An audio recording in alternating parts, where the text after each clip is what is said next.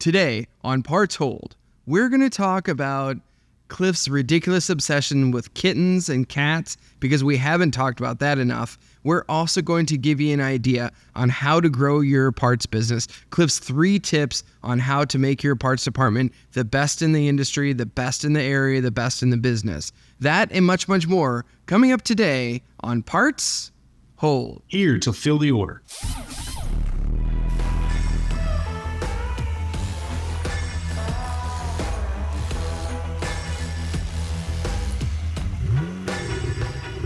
Well, hello, Coach Kitten. How are you today? I'm good. How about you? I'm at home. I'm great. Yeah, probably with a little cat roaming around there, right? If I could tilt the camera down, there's one right here. Please don't. I don't know. I think it's just, you just don't strike me as a cat guy. I just, to this day, it's never computed with me. I can see you being a no pet guy. They're super entertaining to me. The ones that I have. In general, I would have to agree, I'm not a cat guy. Yeah. Although there are some clients out there that are probably listening, they would paint me as something much, much different. I would have never guessed to ask you, do you own cats? It just came up in conversation once, and then I just haven't thought the same of you since. But it's super interesting. Did it make you think less of me as a person? No, just differently. You know, kind of like I respected like a lot of serial killers before I found out that they were serial killers. Right? Like I was a big OJ fan at one point. So would you equivalent serial killers to cat lovers? Yeah, for sure. That's a direct correlation right there. I don't know. I don't know. Well, paint me a picture of what a cat person looks like in your mind. And then let's see if I fit in any of those categories maybe. Yeah, so your typical cat lover, usually they're super affectionate people. A loner, like their cats replace human interactions in some cases. But I don't know, there's cat owners of all types, so I don't know, it's hard to stereotype them all like that, but I definitely think of like a cat lover is going to be more introverted, and I think dog lovers are more extroverted, maybe. I'll totally agree with that. Okay. And yeah, I think it goes into the stereotyping of the cat lady, the old thing of like. And the thing that I would say is common of all cat owners is the only thing they're trying to do is to get him to act like dogs. Like the pinnacle is to get your cat to act like a dog, to which I say, why don't you just get a dog that already acts like a dog? But I could be crazy. There's someone in the office that just got a cat and he's super passionate about his cat. I mean, it's been a couple of months, but yeah, he's super passionate on it. And then that person, do they fall under the cat owner category? All those things that I just mentioned. Well, I've not spent enough time to say yes or no. And by the way, you do realize that person's listening. Totally. Okay. Yeah, it's our editor Kevin, who's a fairly recent cat owner who can't defend himself either way. No, that's the great thing is like he can hear us talk, but he can't talk to the camera to defend himself, which is so cool. I don't know that I would throw him into the whole loner thing for sure, because I think he goes to a lot of events with friends and stuff, as best I remember. No, if I had to peg him, I would say he's exactly a loner. Really? Yeah. I thought he went to a bunch of sporting events. Well, he does. Like he'll go with his dad to baseball games and stuff like that. But when I think of him, like he's a huge movie buff. Like he knows as much about movies as I think anybody I've ever met in my life. But he'll go super fun for him is to go to the movies by himself. Or I don't know. Yeah, so I can't think of 4 movies I've ever gone to by myself. So I think a cat's perfect for him. I won't even go to dinner by myself when I'm out. Oh, so if I'm visit with the store. I'd like to go to dinner by myself. I'd like to challenge you to start doing that. It builds character. What do you mean it builds character? No, the reason you don't go to dinner by yourself is some sort of weird insecurity you have. But fight it head on, and you'll be pretty impressed at what you can do. Yeah, just go to dinner by yourself. It's not as uncomfortable as you think it's going to be. No, I mean I have, but I don't enjoy it. When you go to like a really romantic restaurant and you're by yourself, it makes me kind of want to take a blow up doll with me. It'll be just the 2 of us. but she's not eating. Yeah. All right. Well, we've definitely we've meandered off of our topic today, but I'm really excited about this because I know that in our off-camera conversations, I was always amazed by your activity as a parts manager, and that's kind of what we're going to talk about. Is really this episode is growing the parts department, and I think it has to do with a lot of things that maybe a parts manager wouldn't think. So you've got a really neatly curated list. So I'll have you kind of go through the list, and then I'll ask you questions about the certain things. But it's definitely it's not cat person like for sure, and I think that there's probably a little bit of discomfort, almost like going to dinner by yourself, right? I would 100% agree. That if you're a parts manager and you're listening and you hear the list, and hopefully you've gotten some pen and paper and you're going to write it down, because I think that's super important that you don't want to miss some of these things. But I would challenge you to step out of the comfort zone of these areas, because there's a couple in here that a typical parts manager wouldn't go, or wouldn't do.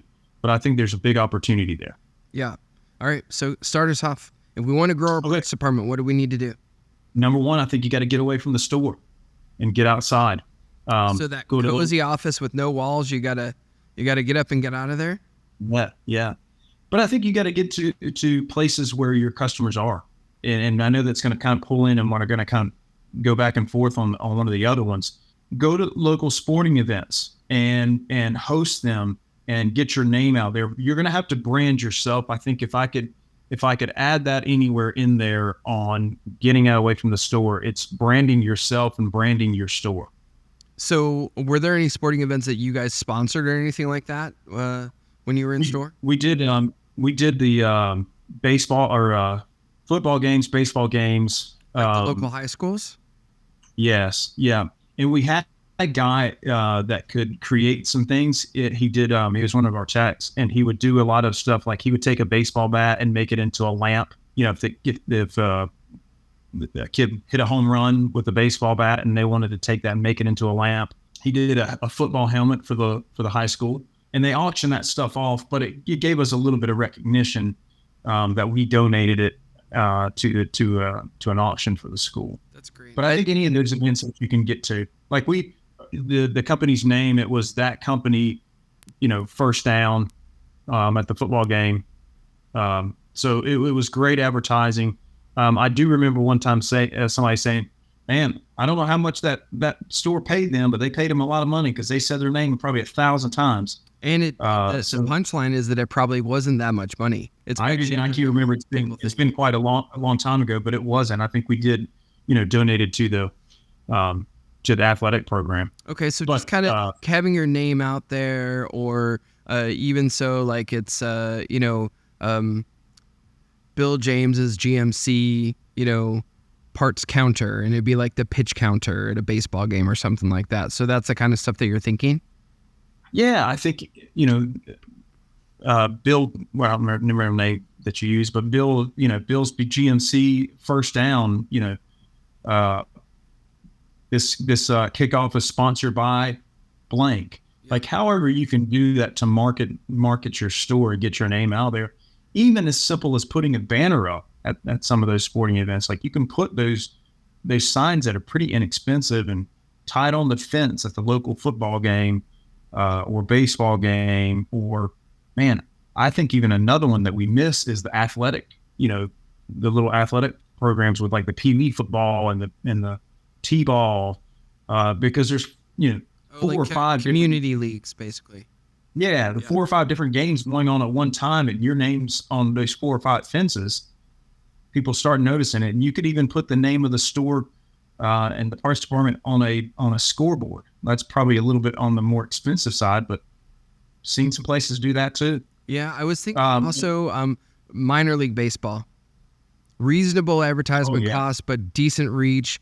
Sometimes gets on TV, things like that. I feel like doing a minor league baseball outreach would probably be a good idea. Yeah, we got a great one here in Charlotte. Yeah, and then they have like nights where you sponsor stuff, right? So the advertisers sponsor like free beanie night and stuff like that, where it's Yeah. You actually can give out stuff that might even have like your store's logo on it and stuff like that. There's tons of opportunity there. And even there, well, I'll use this one on the next one, but I think car clubs is another one. If you set out and did a car show and you sponsored it as the parts department, put some of your clothing brand out there, put your hats, your t-shirts, whatever that you Maybe have accessories, right? Visual accessories. Yeah, that people can specialize their stuff. Maybe you've got a vehicle that you've done. There's a couple of stores I have that do cars and have them sitting out ready to roll. That's a great. You could put that out there and really make it a showpiece for your car show. I think that's a great opportunity for you. Anything like that. I love that. That's a really novel idea. Good stuff. What else you got? So number 2, and it's going to kind of piggyback on that other one, is be where they are and be where the customers are is what I mean by that. The one that I think that stands out the most for me that I had a really hard time with even being on was Facebook. But customers are on Facebook. And if you can make your own Facebook page, people would sign up for that. And you could list some of your items that you have for sale on your Facebook page, have pictures of cars that are accessorized, all those type of things would be a great opportunity. And if you don't know how to do that, that's the kind of thing that there's people out there that do that for a living, and you can get your page set up really professionally and pretty inexpensively, right? If you had a young kid on your staff, yeah, they do it for free. They could figure it out. A Twitter page, I don't know, the TikTok page, like anything of that nature. Customers are using those things, and we've got to get out of the realm of they don't know where we are in a store. Most of the time, the parts department's typically tucked away. It's not as visual. The customers don't know where it's at because they don't go there.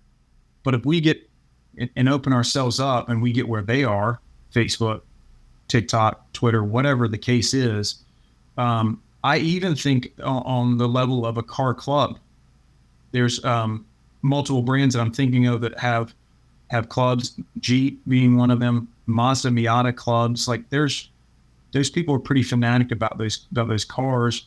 Even some of the newer Korean brands, people are getting pretty fanatical about those cars.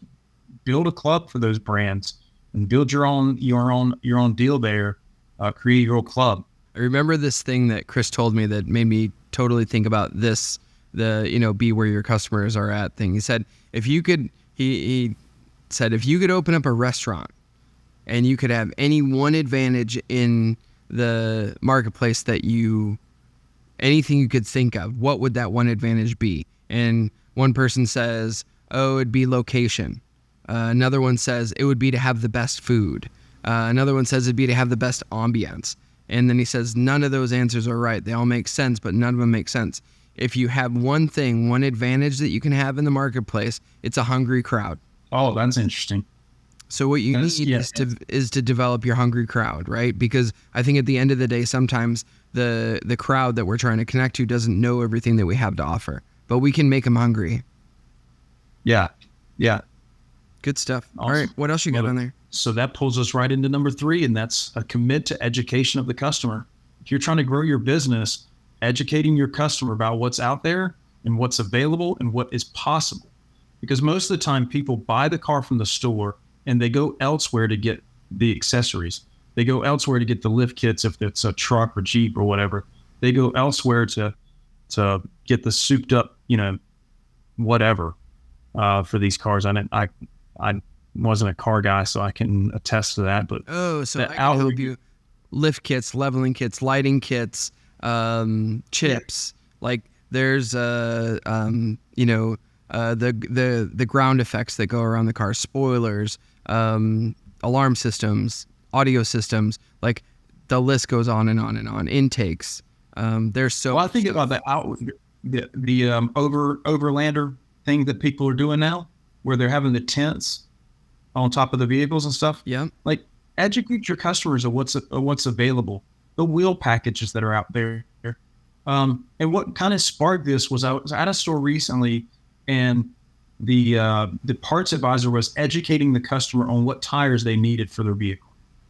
And it just made me think about, man, if we could educate our customer on the accessories, that's an opportunity for us to really grow our business. Because most of the time, service advisors are educating customers on tires and that sort of thing.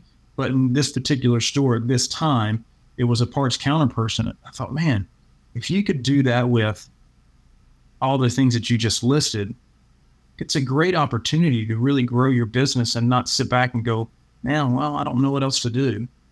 Yeah. And I think we talked about it on a previous episode of a counter or a manager telling me that he had grown in every area that he had control over. Yeah, that's great. I love it. And so I think of this and, looking for opportunities to grow your department, especially some of the younger guys out there. I think some of these things are great for some of the younger guys that have just gotten into the, started with their automotive career and just starting out in the parts department. And if you're a counter person and you're looking for an opportunity to grow, bring this stuff up to your manager and see if you can spearhead some of that stuff. Well, yeah, I was going to say offer to take it over, right? Offer to be the command center. Like you're planting seeds about future leadership opportunities. So I love it. Yeah. Good stuff. Well, you want to recap it for us? Absolutely. Number one, you're going to have to get away from the store. You're going to have to go to local sporting events, build a car show. Number two, you're going to have to be where they are. You're going to have to find out where your customers are, whether that's Facebook, Twitter, TikTok, whatever it is. You're going to have to be where they are. And then the last one is educating the customer. Inform them about what is possible with their vehicle and how they can individualize that, and then give them pointers of what's the best things out there. I love it. Well, that's a good list. What a great topic. And, we keep coming back to this, but as a parts manager, like that creativity muscle is something you got to keep exercising, even though it's not natural. You'd be amazed at what you can come up with if you just, maybe you and your team lock yourselves in a room and come up with some ideas to get extra revenue streams. So great list, Cliff. Great job. And we'll see y'all next time on Parts Hold. Here to fill the order.